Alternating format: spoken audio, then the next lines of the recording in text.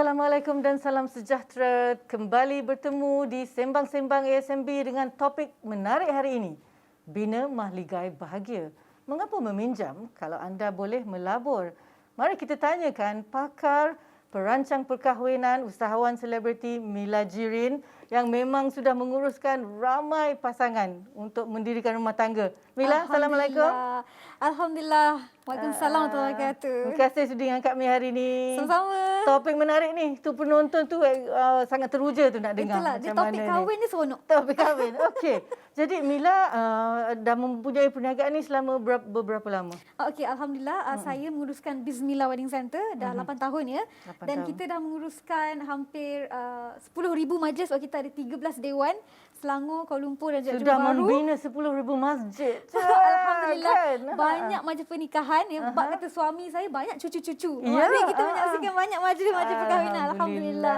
Jadi rata-rata berapa kos sesebuah majlis yang apabila dengan Bismillah? Okey, di Bismillah istimewa sikit sebab harga kita memang harga mampu milik. Itu memang matlamat kita bila kita tubuhkan Bismillah. Tujuan utama kita adalah untuk bagaimana kita nak memudahkan urusan pelanggan dapat melangsungkan majlis perkahwinan dengan bajet yang tidak burst. Okey. Bajet yang tidak burst, bajet yang tidak melangkaui daripada perancangan mereka. Ya. Dekat Bismillah, pakej perkahwinan kalau sebelum pandemik ini paling rendah adalah RM24 untuk 1,000 jemputan. RM24 sekepala. Ya, maknanya RM24,000 RM24,000 lah. termasuk semua pakej lengkap, termasuk dewan. Untuk satu majlis ya, semua ya? Ya, dewan, makan, pelaminnya, baju pengantin, bajunya, foto, video, semualah. foto, Kek video wedding. semua pun ada? Ya, betul. Bak kata bahasa pasarnya bawa pengantin datang, mak bapaknya datang juga. Itu Siap. je, duduk je lah. Segala-galanya diuruskan. Betul. Dan after pandemik ni, kita merangka balik pakej yang lebih suitable dengan keadaan semasa, di mana pakej jangan kata 10,000 tak boleh buat majlis. Boleh. Boleh. Boleh. Itu sebenarnya kami nak tanya, 10,000 masih boleh ke buat majlis ni? Boleh. Sebab apa? Boleh. Kita cuba untuk mendalami situasi pelanggan sekarang di mana bajet mereka, allocation yang mereka ada dalam 10,000 dan ke bawah contohnya. Maknanya 15,000 dan ke bawah contohnya. Berapa orang 10,000? Kalau dekat Bismillah ya, kita ada pakej 9,900 untuk 100 Untuk jemputan. 100 orang. 100 jemputan. Ikut SOP lah sekarang ni. Betul, mengikut SOP dan termasuk dewan semua. Semua lengkap. Maknanya memang pusat sehenti Bismillah macam tu. Alhamdulillah, Bismillah Wedding Center memang ada satu pusat sehenti. Maknanya kalau pengantin datang situ, bakal Semua dah pengantin datang ada. situ, yang paling penting mereka tak akan over budget. Sebab apa, kita dah tetapkan, kita dah bagi tahu berapa kosnya, itulah kosnya. Tak ada apa charge tersembunyi semua, tak ada. Semua ada. Tak ada. Sebab apa? Ada case tau, ada case ya. Ini adalah parent, study case yang sebenar daripada parent, di mana mereka buat sendiri di rumah menggunakan kanopi, dan juga mereka buat Sebab nak save cost, nak jimat cost kan. pada buat di awalnya, rumah. nak save cost. Ya. Dan kedua, mereka datang buat majlis dengan kami untuk anak bongsu. Ya. Ternyata anak bongsu ini maknanya kos 24,000 tetap. Tak ada tambahan, tak ada apa-apa lebihan. Ya. Tetapi bila buat sendiri tu masalah sebenarnya. Sebab apa? Burst bajet tu berlaku. Bajet tu melebihi daripada perancangan awal. Sebab apa? Waktu-waktu kecederaan kan 2 minggu terakhir tu tiba-tiba lupa Ada itu. je. Ni nak tambah, ni nak Ya, tambah. betul. Tiba-tiba tukar perabot dalam rumah. Ya, benda yang tak berkaitan tiba-tiba cat Sebenarnya rumah. tak perlu. Ya, betul. Sebenarnya majlis perkahwinan ni Mila selalu nasihatkan pada pelanggan kita di mana tak perlu berlebih-lebihan dan juga kita mengikut pada kemampuan kita. That's why sekarang ni kita selalu tanya pada pelanggan kita berapa allocation tu. Yeah. Kita cuba sedaya upaya untuk memenuhi supaya tak ada burden kepada pelanggan. Pelanggan dapat melaksanakan majlis dengan penuh meriah, dia dapat jemput jemputan-jemputan terdekat mereka dan dapat juga membantu keuangan mereka tu tidak tersasar.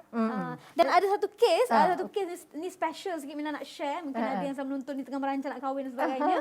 Di mana pelanggan kami tu, beliau melabur daripada zaman belajar dulu. Okey. Melabur dan mereka melangsungkan majlis di Ni Bismillah. memang dia berwawasan, dia dah tahu saya nak kahwin sekian-sekian majlis dan saya akan melabur dari sekarang. Ya, sebenarnya Kan? mungkin Mempunyai mungkin pada tabungan sendiri. awalnya awalnya melabur tu untuk reward diri sendiri dan sebagainya kan, untuk bila kita dah penat bekerja, kita reward diri kita dengan melabur kan. So kita ada dividen, ada prinsipal dan sebagainya. Seronok je tengok kan dia berkembang. Duit kita yang penat lelah tu. Tetapi sebenarnya bila bertemu pasangan, so mereka menggunakan dividen tu sahaja untuk meraihkan orang-orang yang mereka sayang. Tak perlu berminjam pun. Tak perlu pinjam duit. Itu yang most important. Sebab apa? Saya juga tak pernah encourage para pelanggan untuk pergi buat loan untuk meminjam dan buat majlis. Tak pernah kita buat advertisement apa-apa, oh easy pay ke, tak ada. In fact dekat Bismillah, jangan menggalakkan orang in fact dekat berhutang. Bismillah kita tak ada mission credit card. So kita tak nak galakkan pelanggan untuk untuk swap tu sahaja. Kena buat tabungan dan melabur, jadi datang dan bayar ya betul, sebab kita nak pelanggan kita dia mengikut kepada kemampuan dia. Tak ada overspending. Sebab kadang-kadang credit card ni terspend terlebih ke dan sebagainya, itu masalah kan. Jadi yang case study kita tu, pelanggan tersebut dia memang melabur daripada sebelum ini lagi, zaman-zaman muda-mudinya, dan ditakdirkan oleh Allah bertemu jodoh, dan mereka dapat melangsungkan majlis mereka dengan penuh gilang gemilang mengikut kemampuan mereka, menggunakan dividen yang mereka ada. So satu story yang sangat bagus. Mungkin ada anak-anak muda ya, jejaka-jejaka ya, mungkin belum bertemu pasangan, bertemu jodoh ke, tak apa, boleh start melabur. Sebab saya selalu cakap pada diri saya, nanti kalau anak saya besar pun saya nak cakap benda yang sama juga. Betul. Sebagai seorang lelaki ya, muda-mudi ni, kalau tak boleh nak menyimpan 200 ke 200.5 ke sebulan, macam mana nak mendirikan rumah tangga dan nak menyara anak isteri? Jadi kena latih diri mungkin menyimpan dan melabur. Sebab apa? Kalau simpan tapi bila nak mula melabur tu? Kalau ada yang macam, oh betul lah penonton kita, betul lah cakap Mila saya nak melabur, tapi mungkin dah terlambat. Pada pendapat saya tak ada terlambat. Tak ada Hari terlambat. ini juga boleh start. Boleh. Kan selagi mana ada rezeki lebih, start. Tapi sebenarnya kita ni manusia, kita kena paksa diri kita tau. Kena paksa diri kita simpan dan melabur. Sebenarnya melabur tu bayar diri kita sendiri. Betul, kan? betul. Sebabnya kalau kita kerja keras kan, kita habis pada benda-benda keinginan kita semata-mata, dan benda tu, duit tu pergi ke orang lain sahaja pun tak best kan. Apa kata kita kembalikan kerja keras kita tu, labur pada diri kita, lepas tu bertemu jodoh, bahagiakan isteri kita, ibu ayah kita, buat majlis semampu kita. Nanti jangan lupa buat majlis kat Bismillah, insya-Allah. InsyaAllah. Sebab saya rasa ada juga kes-kes di mana hutang perkahwinan mungkin menjadi punca perceraian. Sebab mungkin kos majlis yang sehari atau dua tu menjejaskan pula ekonomi rumah tangga jangka panjang. Macam mana pandangan Mila? Betul, sebab that's why kita tak pernah encourage customer untuk buat hutang. Tapi Mila yakin ada di kalangan pelanggan. Kalau boleh kita jauhkanlah ya. Ya betul, ada di kalangan yang buat begitu kan. Pada pendapat saya, kita kena tepuk dada dan tanya diri kita sendiri, berapakah allocation yang kita ada untuk meraihkan hari bahagia kita. Sebabnya sebagai manusia kita nak raikan hari bahagia kita dengan saudara mara kan. Tak perlulah kita mengikut sangat trend-trend terkini ya. Apa yang kita mampu lakukan kita buat.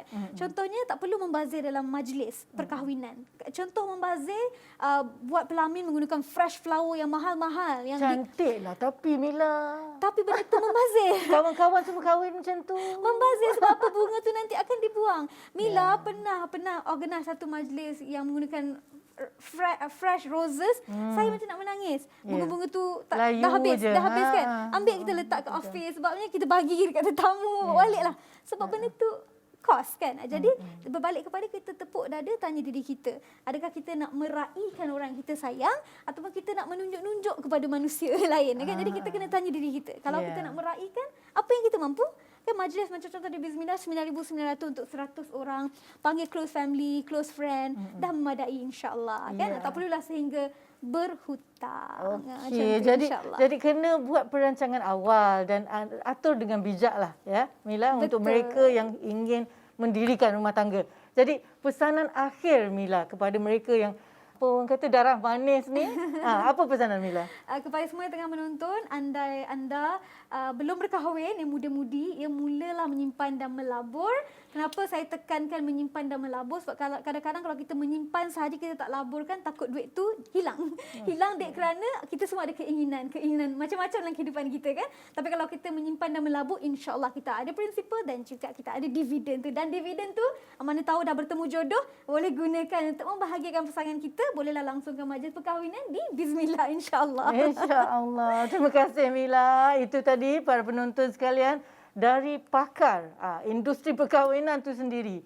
Ingatlah pesanan pakar tu, mulalah melabur dan boleh membuat tabungan, kemudian boleh nak membelanjakan kos perkahwinan dengan bismillah. InsyaAllah. Kan? InsyaAllah.